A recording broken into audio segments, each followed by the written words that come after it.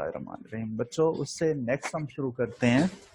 उसका जो नेक्स्ट वाला क्वेश्चन है इसी एक्सरसाइज का बच्चों, उसमें ये है कि वो कह रहा है कि perimeter P of a square as a function of its area, कि जो पेरीमीटर है स्क्वायर का उसको आपने शो करें as a function of its area square के। इसी तरीके से इसका बी पार्ट है बच्चों, the area A of a circle as a function of its circumference C, के सर्कल का जो एरिया है उसे एज ए फंक्शन आप शो करें ऑफ इट्स, जो उसी का अपना जो है सरकमफ्रेंस है उसका, जिसे हम सी से रिप्रेजेंट करते हैं।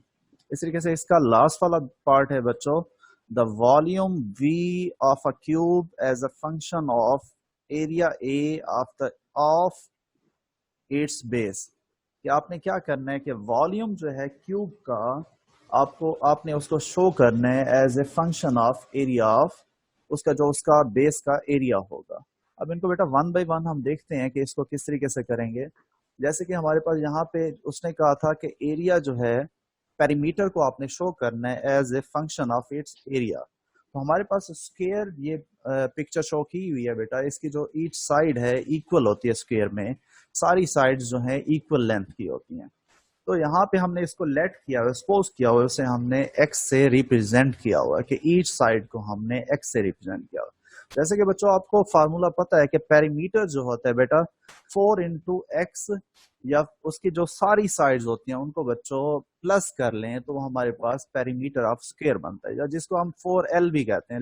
L फॉर लेंथ होता है क्योंकि लेंथ सभी इक्वल होती हैं। हमने यहाँ पे लेंथ जो है उसको हमने सपोज किया हुआ है एक्स के साथ सपोज किया हुआ। तो इसी तरीके से बेटा जो पेरीमीटर होता है, क्योंकि चारों साइड जो उसकी होती हैं उनको ऐड करके हमारे पास जो आंसर निकलता है उसे हम पेरीमीटर कहते हैं। तो हम यहाँ पे क्योंकि लेंथ को हमने एक्स से रिप्रेजेंट किया हुआ है तो x plus x plus x plus x हो जाएगा बच्चों, जो कि 4x हो जाएगा। इसी तरीके से हमारे पास जो एरिया होता है बेटा, एरिया स्क्वायर का जो होता है एल स्क्वायर, लेंथ का स्क्वायर, या साइड एक साइड को दूसरी साइड से मल्टीप्लाई करते हैं, लेंथ इंटू विड्थ कह लें, तो उनको जब हम मल्टीप्लाई करते हैं तो बेटा हमारे पास एरिया निकलता है, एरिया ऑफ द स्क्वायर निकलता है। तो हमारे पास क्या है जी बच्चों में आंसर जो है बच्चों लास्ट पे बेटा हम आंसर क्वेश्चन आंसर करेंगे। पहले हम बच्चों इस क्वेश्चन को देख लेते हैं। एट द एंड बेटा सबको मैं दूंगा, टाइम दूंगा कि वो क्वेश्चन कर सकें। तो हमारे पास क्या आ जाएगा बेटा, हमारे पास स्क्वायर जो है उसकी बेटा दो साइड्स को जब मल्टीप्लाई करते हैं, उनका प्रोडक्ट फाइंड आउट करते हैं, तो हमारे पास वो एरिया निकलता है। तो हमारे पास क्या है जी, एरिया जो होता है हमारे पास ए इज इक्वल टू स्क्वायर का लेंथ इंटू लेंथ, तो हमारे पास एक्स स्क्वायर हो जाएगा। अब अगर हम बेटा पेरीमीटर को as a function of area show करना है तो पेरीमीटर में हम एरिया की वैल्यूज को पुट करेंगे, तभी हमारे पास अगर उसका आंसर उसी में निकल आएगा तो हम कहेंगे कि perimeter as a function of area होता है। अगर नहीं निकलेगा उसमें से आंसर तो हम उसे कहेंगे कि नहीं होता। हमें शो करना है तो इसका मतलब है कि हम एग्जैक्टली होगा। तो हम बेटा यहाँ से अगर x की वैल्यूज फाइंड आउट करें और x की वैल्यूज वहां से फाइंड आउट करके पेरीमीटर में हम पुट करें, तो हम देखते हैं कि क्या उसमें हमारा उसको पुट हो सकती हैं एरिया की वैल्यूज पेरीमीटर में। अगर वो एरिया की वैल्यूज पुट हो जाएंगी उसका मतलब है कि पेरीमीटर जो है डिपेंड कर रहा है एरिया के ऊपर, एज ए फंक्शन उसको हम शो कर सकते हैं। तो बेटा एरिया एक्स का जब हम स्क्वायर रूट लेते हैं तो इधर से स्क्वायर खत्म हो जाएगा और ये बेटा एरिया के इक्वल आ जाएगा, एरिया का ए का स्क्वायर रूट हमारे पास आ जाएगा यहाँ पे। तो बेटा इससे हम जब पेरीमीटर में बच्चों पुट करते हैं तो वो हमारे पास यहाँ पे अगर आप देखें p is equal to 4x है, x की जगह पे बेटा क्योंकि x इधर हमने वैल्यूज पुट फाइंड आउट कर चुके हैं, तो हम यहाँ पे जब पुट करेंगे तो perimeter is equal to 4 into a square root आ जाएगा। तो इसमें एग्जैक्टली हमने एरिया की वैल्यूज पुट करके देख ली हैं, तो उससे पता चला है कि जो पेरीमीटर है वो एरिया के स्क्वायर रूट इंटू 4 के ऊपर डिपेंड कर रहा है, मतलब कि as a function of area हम इसको रिप्रेजेंट कर सकते हैं। तो बेटा इस तरीके से इसका हमने इसको शो किया, इसका ए पार्ट। इसी तरीके से बेटा इसका जो बी पार्ट है उसमें क्या है जी, the area A of the circle as a function of its circumference. अब सर्कल की तरफ आते हैं बच्चों। सर्कल हमारे पास ये ड्रॉ किया हुआ है बच्चों, यहाँ पे जो इसका रेडियस है उसको हमने x से रिप्रेजेंट किया हुआ कि रेडियस जो है बेटा is equal to x unit है। यहाँ पे उसकी कोई भी लेंथ हो सकती है। तो सर्कल का जो एरिया होता है बेटा वो पाई आर स्क्वायर के इक्वल होता है। सर्कल का बच्चों जो एरिया का फार्मूला होता है वो पाई आर स्क्वायर के इक्वल होता है, और जो इसका सरकमफ्रेंस होता है बेटा वो हमारे पास 2 पाई आर के इक्वल होता है। तो बच्चों हमने एरिया को as a function of circumference हमने प्रूव करना है। तो सरकमफ्रेंस में से वैल्यूज को हम यहाँ से बच्चों हम फाइंड आउट करेंगे और उसको एरिया में पुट करके देखेंगे सर्कल का है कि क्या वाकई उसमें ये हमारे पास निकलता है आंसर कि नहीं निकलता। अब सबसे पहले हम क्या करेंगे बेटा, हमारे पास क्योंकि हम आर को यहाँ पे बेटा क्योंकि वो होता है पाई आर स्क्वायर होता है, आर को हमने एक्स से रिप्रेजेंट किया हुआ है, तो यहाँ पे एक्स यूनिट यहाँ पे पुट कर देंगे जहां जहां पे भी आर हमें नजर आएगा।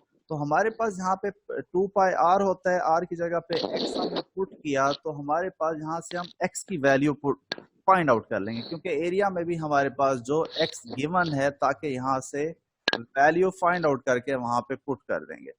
तो जब बेटा यहाँ से हम एक्स की वैल्यू फाइंड आउट करेंगे तो एक्स एक साइड पे रह जाएगा और बाकी जो दो वैल्यूज यहाँ पे प्रोडक्ट में आ रही हैं, मल्टीप्लीकेशन में आ रही हैं, वहां पे जाके बच्चों डिवाइड हो जाएंगे। तो x इज इक्वल हमारे पास c ओवर 2 पाई हमारे पास यहाँ से एक वैल्यू निकल आएगी। इस वैल्यू को अब हम बेटा एरिया में पुट कर देंगे, तो एरिया की हमारे पास जो वैल्यू है वो है हमारे पास पाई आर स्क्वायर, जिसकी जगह पे r की जगह पे x को हमने लिखा था पाई एक्स स्क्वायर हो जाएगा, और x की जगह पे ये वाली जो अब अभी हमने वैल्यू फाइंड आउट किया c ओवर 2 पाई, बेटा ये वहां पे जाके हम इसको पुट कर देंगे। तो यहाँ पे क्या आ जाएगा बेटा हमारे पास, यहाँ पे हमारे पास आंसर आ जाएगा x की जगह पे हमने पुट कर दिया c ओवर 2 पाई, तो इधर पुट करते हैं a पाई इंटू एक्स की जगह पे बच्चों आ जाएगा c ओवर 2 पाई, क्योंकि होल स्क्वायर है तो इसका होल स्क्वायर लिख देंगे। तो बेटा जब इसका स्क्वायर हम फाइंड आउट करेंगे तो ये हमारे पास c का भी स्क्वायर हो जाएगा और नीचे 2 का स्क्वायर 4 हो जाता है और पाई का स्क्वायर भी पाई स्क्वायर हो जाएगा, क्योंकि ऊपर मल्टीप्लीकेशन में बेटा हमारे पास पाई है तो पाई पाई के साथ कैंसल आउट हो जाएगा, तो नीचे हमारे पास वैल्यू 4 पाई रह जाएगी। अब इसको हम देखें तो क्या एरिया बेटा डिपेंड कर रहा है एज ए फंक्शन ऑफ जो सरकमफ्रेंस है? जी बेटा डिपेंड कर रहा है, क्योंकि a is equal to C square over 4 pi हमारे पास आंसर निकला कि एरिया जब हम सरकमफ्रेंस की वैल्यू इस फार्मूला में पुट करेंगे तो हमारे पास एरिया की वैल्यूज उस सरकमफ्रेंस के अकॉर्डिंगली हमारे पास एरिया जो है फाइंड आउट होता जाएगा। वो जो भी आप वैल्यू पुट करना चाहो बेटा, पाई 3.142 पुट कर लो, सी आप जो भी अपनी मर्जी से पुट करना चाहो, 20 यूनिट पुट करना चाहो 10, तो उससे आप एरिया की वैल्यू फाइंड आउट कर सकते हैं।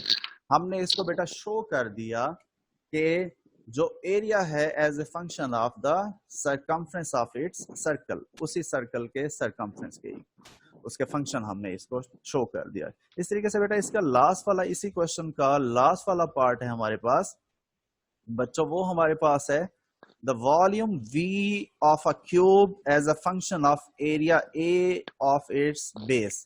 के वॉल्यूम जो है क्यूब का और किसके हमने उसको एज ए फंक्शन शो करना है, और उसी के बेस के एरिया के इक्वल हमने उसको मतलब शो करना है, एज ए फंक्शन शो करना है।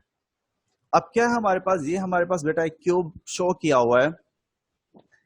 इसमें हमारे पास बेटा क्योंकि क्यूब में हमारे पास सारी साइड्स हमारे पास इक्वल होती हैं, इसीलिए से लेंथ जो विड्थ है ब्रेड्थ है जो भी होगी बेटा सेम होगी, उसे हम एल से रिप्रेजेंट करेंगे, या यहाँ पे हमने जो शो किया हुआ है उसे एक्स से शो किया हुआ है। तो वॉल्यूम जो होगा लेंथ इंटू विड्थ इंटू हमारे पास हाइट या ब्रेड्थ कह लो उसको बेटा, तो हमारे पास क्या आ जाएगा, हमारे पास उसमें x इंटू एक्स आ जाएगा, जो कि वॉल्यूम आ जाएगा x क्यूब आ जाएगा हमारे पास।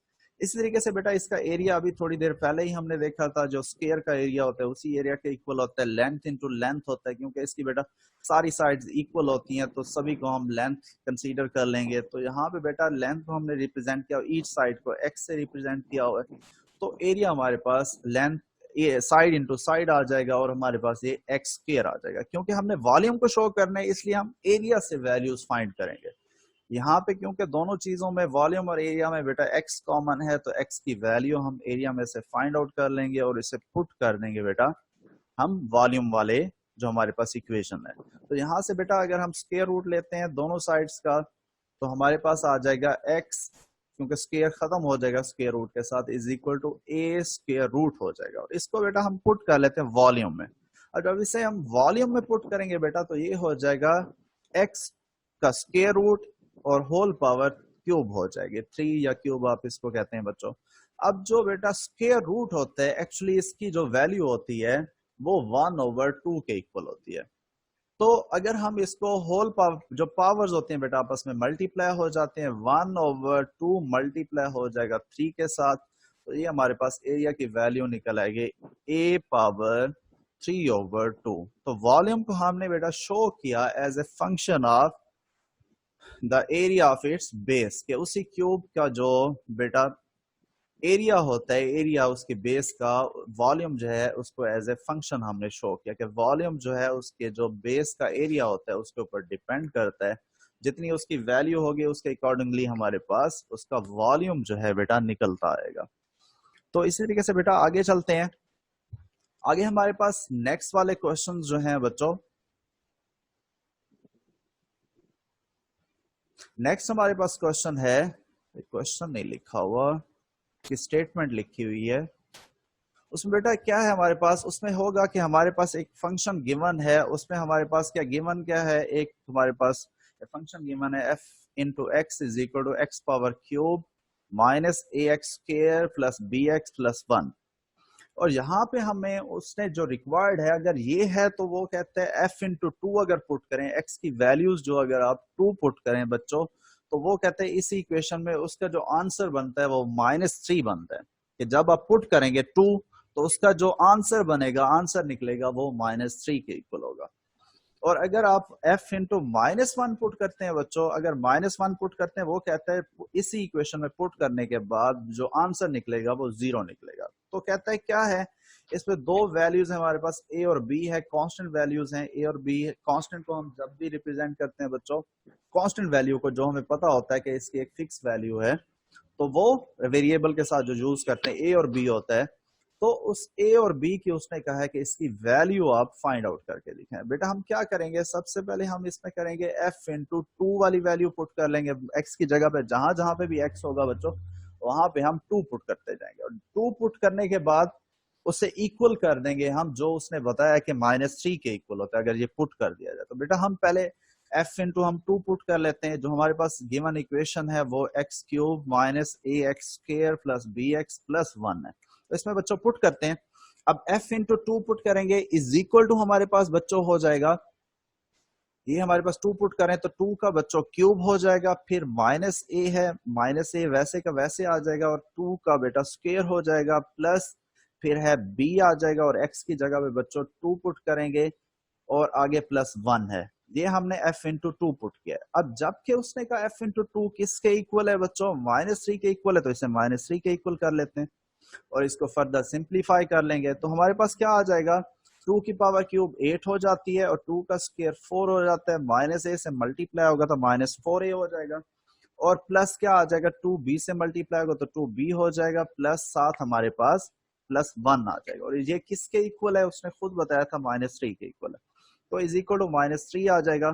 तो बच्चों इसको फर्दर सिंप्लीफाई कर लेंगे, 8 + 1 9 हो जाएगा, और कांस्टेंट वाली वैल्यू इधर ले आते हैं, -3 -9 हो जाएगा, और -4a इसी साइड पे रहेगा, +2b, क्योंकि इनके रिस्पेक्टिवली या इनकी कॉरस्पॉन्डिंग एंट्रीज नहीं है, मतलब सेम इसी तरह की एंट्रीज नहीं है, तो इनको वैसे का वैसे रहने देंगे।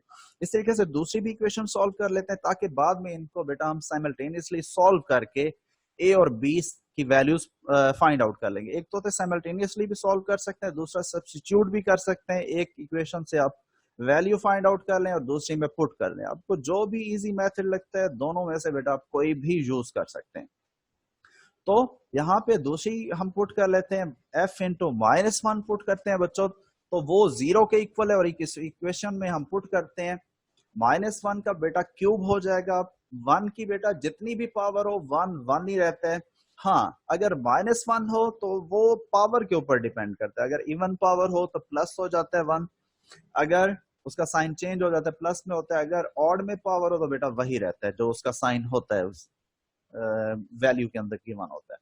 मतलब -1 का क्यूब हो जाएगा, माइनस फिर हमारे पास a है इंटू -1 पावर स्क्वायर हो जाएगा, प्लस b इंटू 1x की जगह पे -1 फिर पुट करेंगे, -1 आ जाएगा, +1 हो जाएगा। और ये हमने कौन सी वैल्यू पुट की है, f इंटू -1 पुट किया, जो कि किसके इक्वल है, 0 के। नेक्स्ट वाले स्टेप में बेटा 0 इस जगह पे पुट कर लेंगे, बाकी सिंप्लीफाई कर लेंगे। -1 की पावर क्यूब में बेटा, क्योंकि ऑड में पावर है तो -1 वैसे रहेगा, और यहाँ पे बेटा -1 की पावर स्क्वायर है, इवन पावर आ गया तो ये +1 हो जाएगा, और +1 -a से मल्टीप्लाई होगा तो वही -a वैसे आ जाएगा।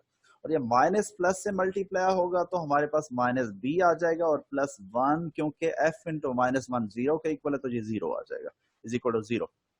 अब इसको फर्दर सिंप्लीफाई कर लेते हैं, -1 +1 से कैंसल आउट हो जाएगा, -a -b is equal to 0 हो जाएगा।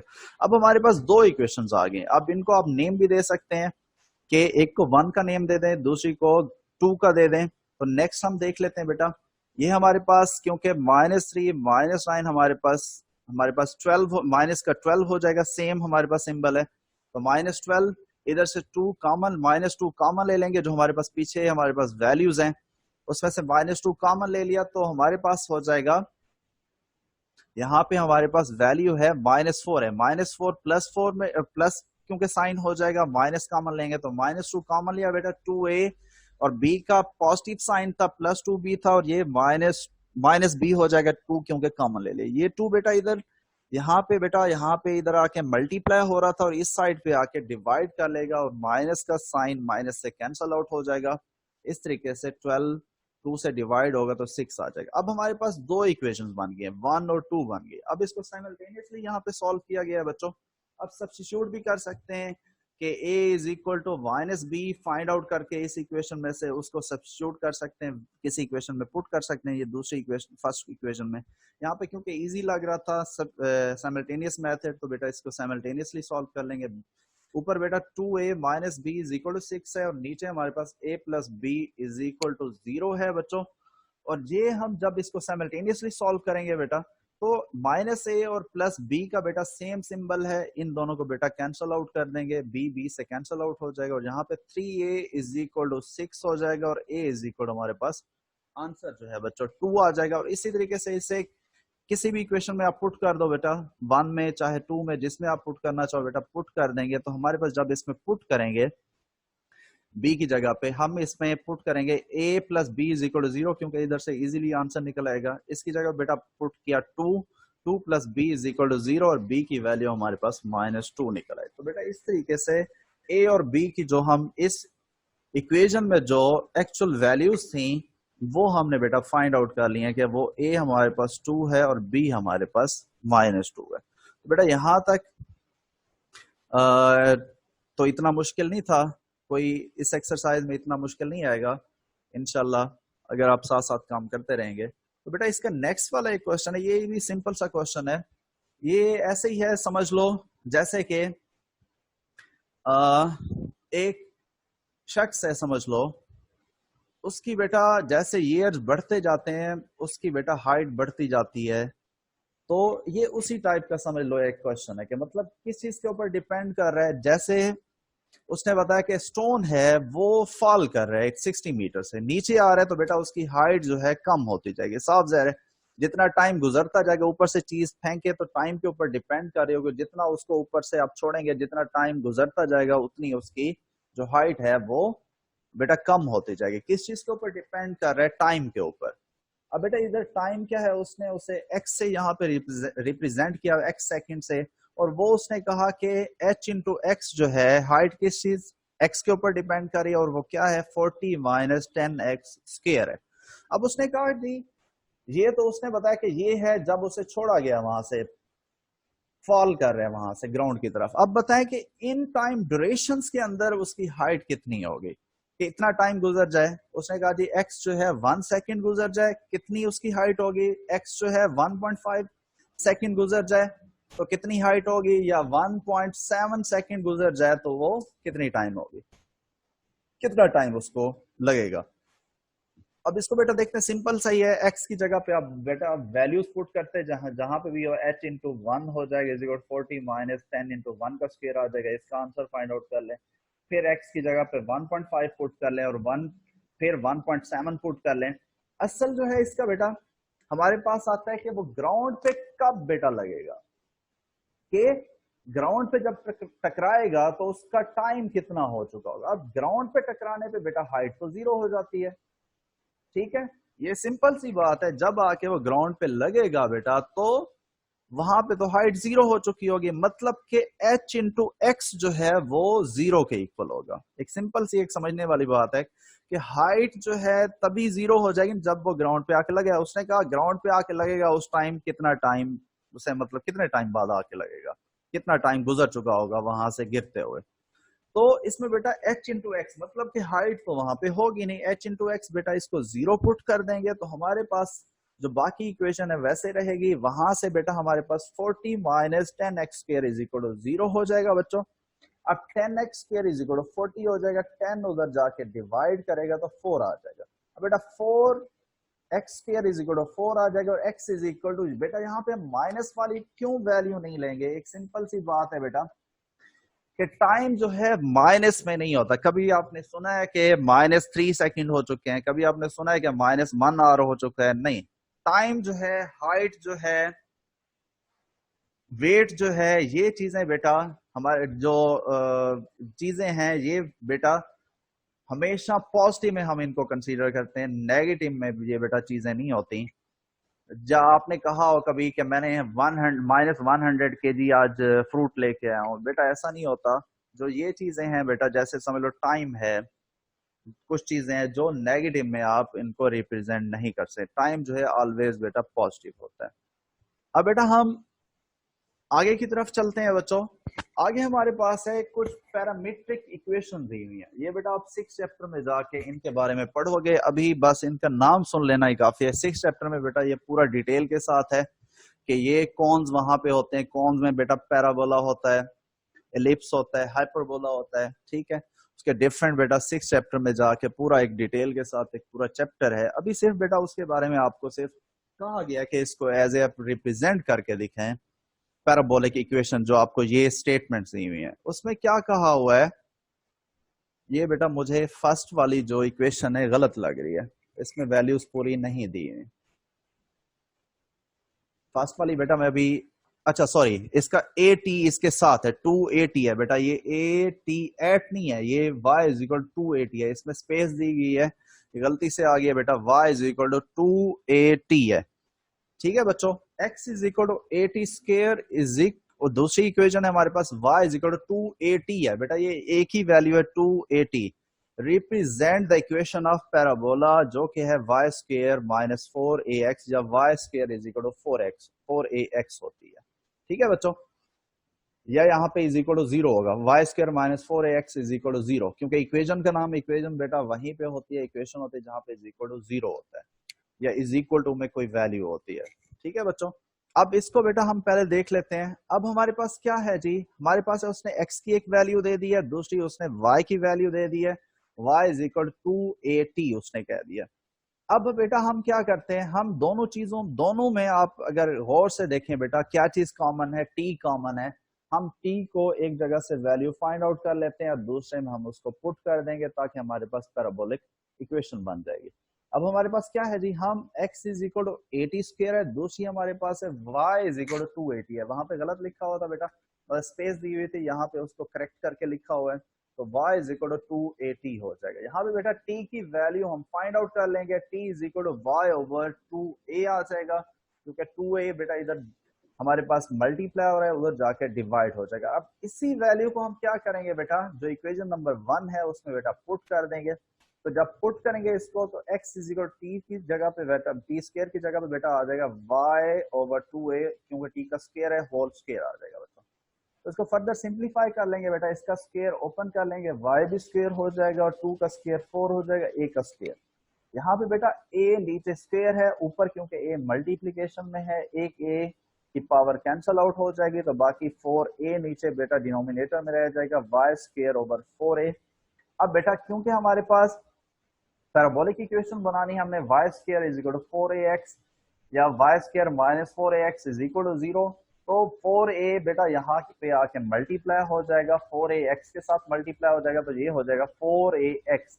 तो इक्वेशन जो रिक्वायर्ड इक्वेशन थी या इक्वेशन थी वो हमने बेटा यहाँ से उसको इलेबोरेट कर लिया, वो y square is equal to 4ax हमने यहाँ से फाइंड आउट कर लिया।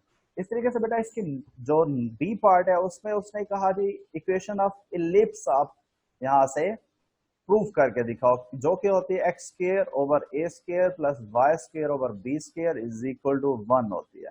अब यहां से बेटा हम क्या करेंगे, यहां से हम cos थीटा और sin थीटा की वैल्यू फाइंड आउट कर लेंगे। y के साथ बेटा हमेशा हमारे पास sin थीटा आता है और x एक्सिस जहां पे भी रिप्रेजेंट करना होता है बेटा उसके साथ cos थीटा आता है। तो यहाँ पे हमारे पास बेटा क्या आ जाएगा, यहां से हम cos थीटा की वैल्यू फाइंड आउट कर लेंगे और sin थीटा की। अब हम देखते हैं बेटा इसका हमारे पास क्या आंसर निकलता है। अब चलते हैं जी क्वेश्चन की तरफ। यहाँ पे हम क्या करते हैं जी बेटा, अब देखो हमारे पास हो जाएगा x, हमारे पास a cos थीटा, यहाँ से cos थीटा की वैल्यू फाइंड आउट कर लेते हैं। यहाँ पे a बेटा मल्टीप्लाई हो रहा था, उधर जाके बच्चों डिवाइड हो जाएगा। और इसी तरीके से दूसरी जो इक्वेशन थी उसमें गिवन थी y is equal to b sin theta, और b बेटा इधर मल्टीप्लाई हो रहा था, उधर जाके बच्चों डिवाइड हो जाएगा, y over b is equal to sin theta हो जाएगा। अब क्या करते हैं बेटा, दोनों साइड्स का स्क्वायर ले लेते हैं दोनों इक्वेशंस का, और फिर उनको सम अप कर लेते हैं, ऐड कर लेते हैं दोनों का। दोनों साइड का बेटा इक्वेशन नंबर 1 का स्क्वायर लिया तो x square over A square हो जाएगा is equal to cos square theta हो जाएगा। इसी तरीके से इस सेकंड इक्वेशन का लिया बेटा स्क्वायर लिया y ओवर b, इसका स्क्वायर लिया y square over b square is equal to sine square theta हो जाएगा। इन दोनों को बेटा सम अप कर लें तो हमारे पास इनको एडिशन करोगे तो दोनों। अच्छा बच्चों इसके बाद हमारे पास क्या है, इन दोनों को जब सम करेंगे, अब हमारे पास एक फार्मूला होता है cos square theta plus sign square theta, ये आप फर्स्ट ईयर में पढ़ चुके हैं, ये इक्वल टू 1 होता है, तो इसकी जगह पे 1 पुट कर लेंगे। इस तरीके से ये वाली इक्वेशन हमारे पास आ जाती है। इस तरीके से इसकी लास्ट जो हमारे पास क्वेश्चन है बेटा आप पुट कर लेना उसको, ऐसे मैं आपको शो कर देता हूँ। तो उसको भी बेटा आपने सीकेंट थीटा और टेन थीटा की वैल्यू फाइंड आउट कर लेनी है और उनको पुट कर लेना है। वहां पे बेटा हमारे पास था प्लस करना, यहाँ पे क्योंकि है इनकी सब्ट्रैक्शन है तो इसकी सब्ट्रैक्शन बेटा फाइंड आउट कर लेनी है और उसको आपने बेटा यहाँ पे आके पुट कर देना। यहाँ पे क्या है हमारे पास, फिर उसने सब्स्टिट्यूट कर दिए, यहाँ पे identity formula sign square theta जो होता है 1 प्लस टेन स्क्वायर थीटा के इक्वल होता है, वहां यहाँ पे पुट करोगे तो टेन स्क्वायर थीटा से कैंसल आउट हो जाएगा, तो 1 आ जाएगा आंसर हमारे पास। अच्छा बच्चों इसके हमने जब शुरू किया था फंक्शन का बेटा मैंने आपको थोड़ा सा इसका कॉन्सेप्ट दिया था कि फंक्शन एक्चुअली होता क्या है। इसकी बेटा डेफिनेशन देख लो। A function f from a set X, कि हमारे पास सेट है जिसको हम एक्स का नाम दे देते हैं। सपोज करो उसमें जो भी वैल्यूज है 1 2 3 4 है, सेट है हमारे पास, वैल्यूज हैं उसकी गिवन है। और दूसरा जो है जिसका form a set to a set Y, कि वो किसके साथ बेटा बाइनरी रिलेशन बना रहा है, एक सेट दूसरा जो है वाई, इज अ रूल और कॉरेस्पॉन्डेंस, कि कॉरेस्पॉन्डिंग जो बेटा ए की जो एंट्रीज होंगी वो बी की जितनी भी कॉरेस्पॉन्डिंग एंड बी सपोज कर लो बी में हमारे पास ए बी सी डी कुछ भी वैल्यूज दी हुई हैं, जो ए की जितनी वैल्यूज है उसकी कॉरेस्पॉन्डिंग दूसरे सेट में वैल्यूज हैं, उनके साथ वो जो रिलेशन बना रहा होगा उसको हम बेटा क्या कहते हैं, वो यूनिक रिलेशन बनाएगा। सबसे जो इंपॉर्टेंट थिंग है कि अगर आपने सेट ए में वैल्यू है 1 2 3, जो 1 है बेटा बी वाई जो सेट है उसमें एक यूनिक वैल्यू के साथ वो कर रहा होगा, रिलेशन बना रहा होगा, उसका रिजल्ट भी एक यूनिक निकलेगा। उसके दो आंसर नहीं निकलेंगे कि एक जो है एलिमेंट ए में जो एलिमेंट है वो दो बी में जो एलिमेंट है दो के साथ रिलेशन नहीं बना रहा होगा। बेटा दो के साथ बना रहा होगा तो वो हमारे पास फंक्शन नहीं होगा, वो हमारे पास फंक्शन बेटा नहीं बनेगा। जो स्पेसिफिक जो ए के एलिमेंट है वो सिर्फ बी के एलिमेंट एक एलिमेंट के साथ कॉरेस्पॉन्डेंस में जो होगा सिर्फ एक के साथ यूनिक एलिमेंट के साथ बेटा वो बनाएगा। ऐसी एग्जांपल ले लो कि ए जो है बेटा वो सन है और बी जो है बेटा मदर है, ठीक है। जो ए है बेटा सन जो है, एक जो बेटा होता है उसकी एक ही माँ होगी, उसके डिफरेंट बायोलॉजिकल मदर्स नहीं हो सकती। इस तरीके से बी के बेटा जो एलिमेंट्स होंगे ना उनका डिफरेंट के साथ रिलेशन हो सकता है। मतलब कि एक बी में एलिमेंट दिया हुआ है बी दिया हुआ है, उसका 1 जो ए में एलिमेंट दिया हुआ 1 दिया हुआ 2 दिया, उन दोनों के साथ रिलेशन हो सकता है, वो फंक्शन बन सकता है। लेकिन ए जो होगा सिर्फ वो एक एलिमेंट जो होगा, एक एलिमेंट जो है सिर्फ बी के अंदर एक ही एलिमेंट के साथ बनाएगा, रिलेशन बनाएगा, दो के साथ बेटा नहीं बनाएगा। अब जहां पे बेटा मैंने आपको कल भी बताया था कि जो एक्स की जितनी भी वेरिएबल एलिमेंट्स होंगे बेटा, हम उनको जितने भी उसकी वैल्यूज होंगे उसको हम डोमेन कहते हैं। इस तरीके से बी में जितनी भी एलिमेंट्स होंगे, पहले एक समझ लें, बी में जितने भी एलिमेंट्स खड़े होंगे उनको हम को डोमेन कहते हैं। अभी रिलेशन की बात नहीं कर रहा हूं यहाँ पे, कि उसके जितने भी एलिमेंट खड़े होंगे उसे हम कहते हैं को डोमेन। चाहे वो ए के साथ रिलेशन बना रहे हैं चाहे वो नहीं बना रहे हो, लाजमी नहीं है कि बी के सारे एलिमेंट एक एलिमेंट के साथ रिलेशन भी बना रहे हो, तो उनको हम को डोमेन कहते हैं। रेंज कब बनती है? जब रिलेशन उसका ए का रिलेशन बी के एलिमेंट के साथ रिलेशन बन जाता है, एक यूनिक एलिमेंट के साथ बन जाता है, उससे हम रेंज कहते हैं, तब वो जाके बेटा रेंज बनती है।